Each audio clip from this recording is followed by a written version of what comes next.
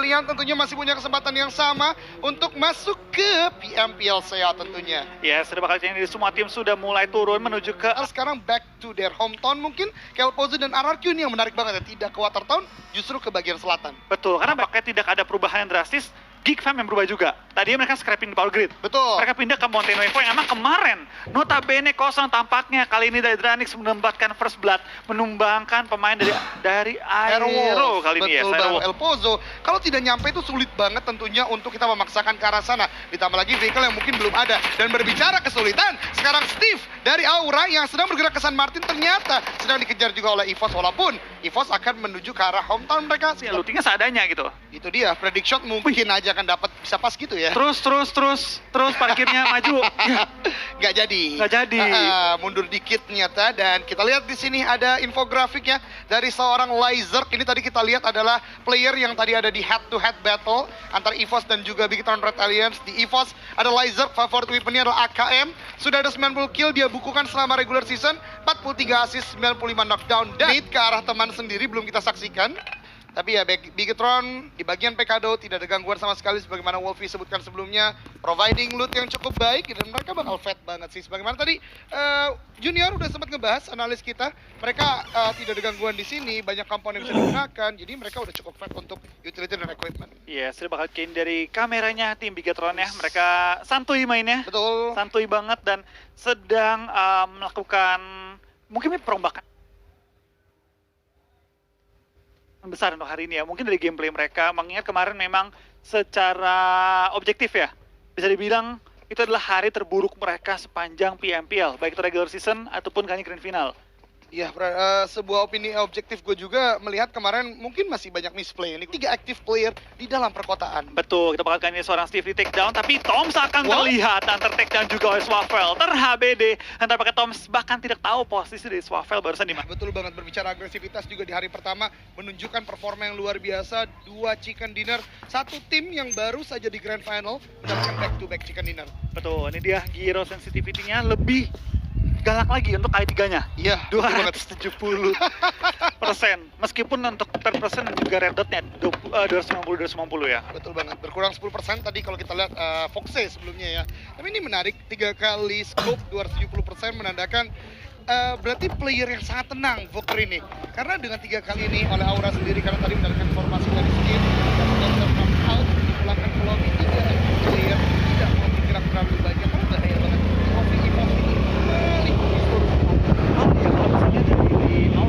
Arah bagian utara.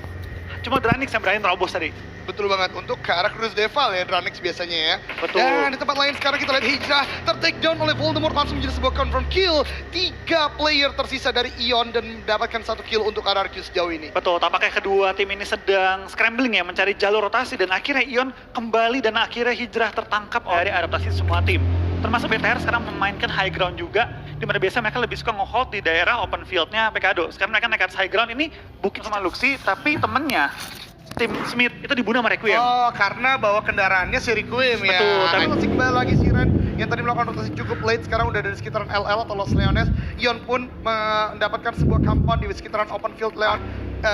Kandang kuda lah bisa gue katakan ya, dan 3 orang lagi mendapatkan compound di bagian high ground. Jadi ada sebuah split posisi. Bagian utara masih banyak banget tim-tim dan sekarang harusnya udah ada massive movement. Dan berbicara massive movement, di sini Siren yang mencoba untuk melakukan sebuah pergerakan. Fox P harus terkena damage yang cukup banyak dari tim Ion Esports yang di bawah-bawahnya gitu kan. Betul. Tapi ternyata BTR melakukan penyesuaian, mereka mengambil puncak dari Bukit Cicak. Yes. Sebenarnya Bukit Cicak kali ya? Iya, Bukit Cicak lah ya. Bukit Cicak ya? Jadi dia lebih nge-open vision dan setelah tidak posisi lagi, tapi ternyata yang dapat informasi gak cuma BTR, Dranix bakal menghajar tim Aero juga. Kita bakal lihat Serigala melawan Naga beradu tembak kali ini, saling menumbangkan. Tapi Dranix coba bakal tembak di high ground, tampaknya angle-nya tim Alter Ego mengganggu Dranix. Ini harusnya jadi informasi yang berharga bagi tim Aero Wolf. Betul banget, Aero Wolf sekarang tadi sudah ada knockdown terjadi di sana. Tapi kembali lagi, Dranix agak cukup kesulitan. Ada Alter Ego dari atas yang mendapatkan sebuah shot yang cukup banyak, bahkan bots juga di end oleh Requiem, menyisakan 2 player, 1 orang masih knockdown. Hazelnut juga belum bisa melakukan revive ke arah Spalv. Dranix harusnya mulai lagi positioning, mencari lagi kesempatan untuk bisa take down ke arah tim Airwolf. Tapi kedua tim ini cukup pincang sekarang, dan ini dia ada movement cukup masif dilakukan oleh Chess dan juga satu player dari Dranix lainnya. Chess di sana hampir saya mendapatkan semua knockdown, tapi ternyata body system Frank yang dilakukan on point. Airwolf dipulangkan ke lobby di peringkat ke-16. Yes, tampaknya kali ini terjadi fight di semua sisi map kali ini. Dari Liquid bakal pindah juga di mana Misery bakal free shoot ke arah Liquid, langsung memberhentikan mobilnya. Enggak, bakal terjun Liquid dari perbukitan dan bakal langsung menuju ke arah low ground, menghindari tembakan dari victim dan juga sekaligus clash dengan tim-tim lain. Tampaknya Ion hanya misalkan 2 player, Liquid dan juga Auro. Mereka sangat berhati-hati, nggak mau sampai ketangkep lagi. Yes, secara manpower udah kalah tentunya dari Ion dan tim-tim lainnya. Hanya 2 player tersisa memantapkan diri untuk masuk dalam zona. Dapat rumah L tadi hampir banget. Liquid sedikit lagi udah knockdown, tapi ternyata Misery dan kawan-kawan dari victim tidak hanya berhadapan dengan Ion, ada Siran yang sedianya sudah ada di tempat itu dan sudah mendapatkan warehouse di sana. Betul, di sini dari tim victim harusnya memiliki keunggulan ya. Mengingat mereka punya high ground, mereka juga punya keluasan untuk pindah posisi dan juga cover dari gunung-gunungan yang ada di bukit. Baik lagi di sini, menurut gue memang hotspotnya adalah tempat-tempat high ground yang punya cover. Yes. Baik lagi. Betul Tapi banget. baik lagi, tempatnya terenak, ada tempat yang paling rame. Itu dia, karena akan adanya fight terjadi di mana-mana dan ini dia keramaian Badru dihalangin sama temennya. Mau maju ke arah depan tapi ternyata belum selesai. Pergerakan dari Badru dan Alter Ego akan masuk dalam arena. Fighting dimulai. Royal Rumble dicari di sini. Pemain dari Bigetron udah agak bergerak ke arah depan sepertinya. Tapi masih ada dari tim lain itu EVOS Laser keluar. Itu adalah sebuah bait movement menurut gue sangat baik. Dia bisa tricky di sana dan bisa cabut. Karena Alter Ego 4 orang langsung maju ke arah sana. Betul, kita bakal kayaknya dari fight di daerah PKD. BTR di luar PKD loh by the way ya. Mereka betul. tepat di luar PKD kalau mereka pengen coba untuk misalnya mengganggu dan memotong pergerakan kedua tim ini sangat bisa. Karena mereka mengambil kompon di pinggir jalan. Ya betul banget, ada sebuah warehouse di depan sana dan juga ada beberapa perumahan. Bigetron sekarang udah mendapatkan choke point yang cukup baik. Martin tadi ya yang menghalangi pergerakan dari Badru udah mulai mengambil vehicle-nya lagi dan zonanya Wolfie Pindah kiri. Oh my Banting god. Bawah kiri.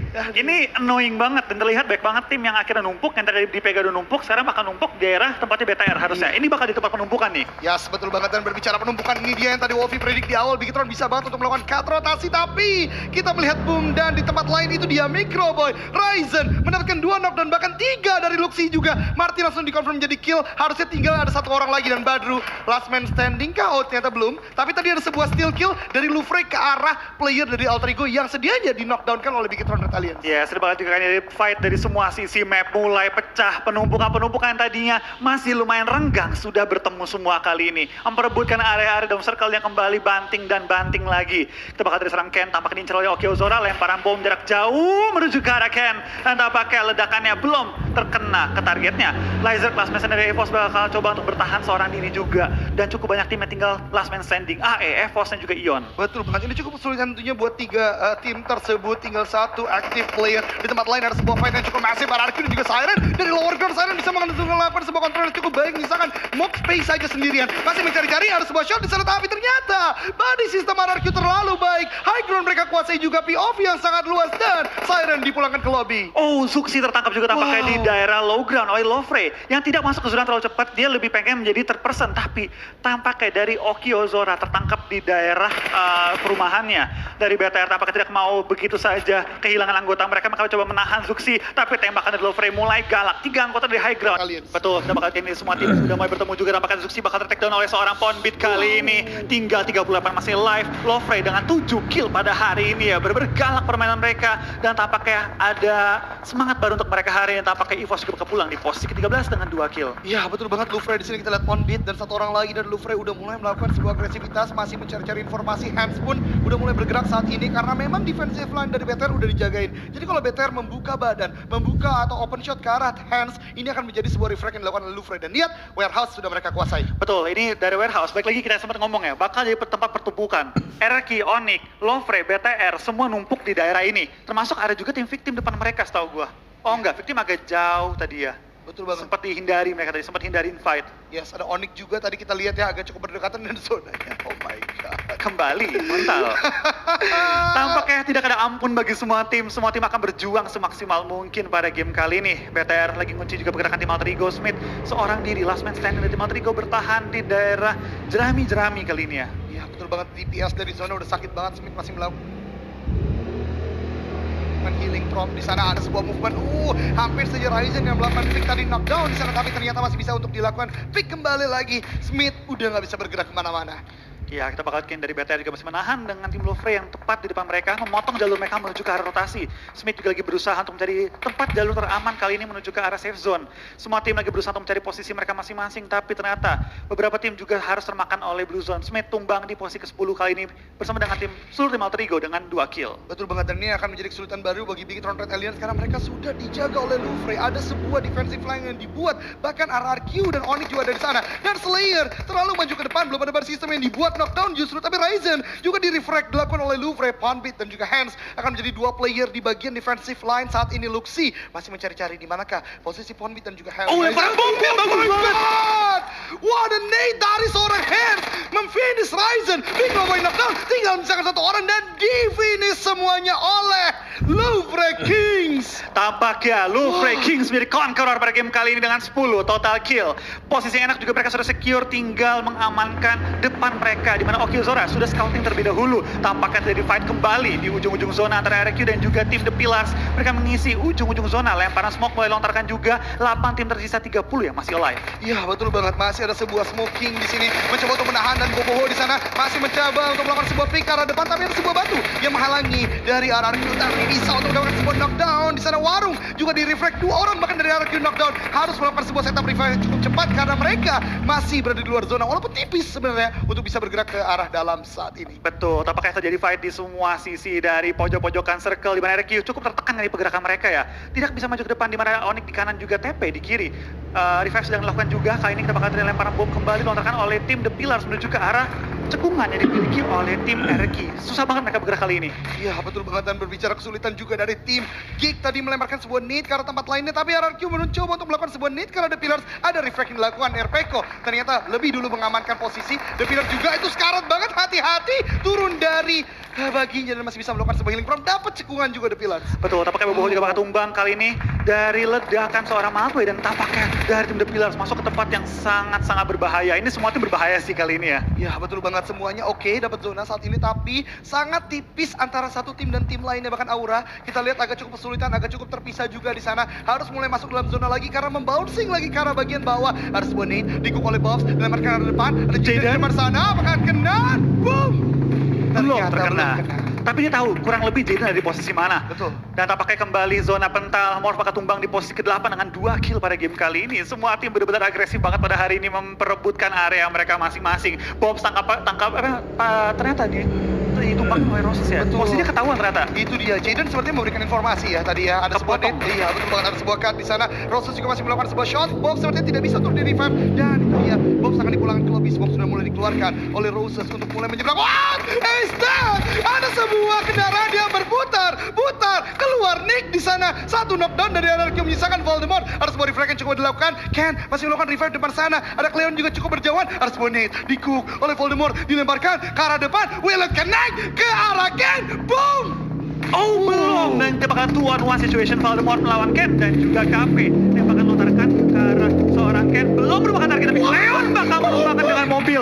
Putar-putar kiri kanan, tampaknya tidak bisa bertahan lagi. RQ bakal pulang di posisi ke-6 membawa 9 total kill. What a play, ini benar-benar sebuah agresif Miramar yang jarang sekali terjadi. Tidak hanya nade, tidak hanya smoke, tapi kendaraan pun menjadi salah satu versatile weapon yang digunakan oleh tim-tim yang bermain saat ini. Iya, luar biasa banget permainan dari semua tim. Kendaraan pun digunakan untuk mendobrak pertahanan lawan ketika sudah ditekan. Tampaknya tim Louvre masih bermain sangat galak, menumbangkan seorang kental kali ini, mendapatkan 11 total kill sementara waktu ini, dan mungkin akan menambah jumlah kill lagi. Posisi mereka enak banget.